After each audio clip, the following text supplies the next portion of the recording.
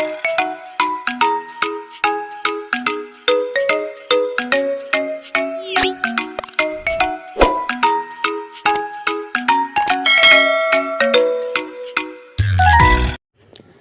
guys, kembali lagi di Yusni channel 98. Nah, di video aku kali ini aku akan kasih tahu ke kalian gimana cara buat intro atau opening YouTube kalian. Nah, di sini aku gunain satu aplikasi yang namanya aplikasi Kinemaster, dan untuk aplikasi ini kalian bisa dapatkan di Play Store HP kalian masing-masing. Jadi kalian tinggal download aja di situ. Selain aplikasi Kinemaster, aku juga udah siapkan beberapa bahan. Dan untuk kalian yang pengen bahan yang sama, kalian bisa dapatkan langsung di kolom deskripsi video ini, karena di situ aku udah taruh link downloadnya, jadi kalian tinggal download aja.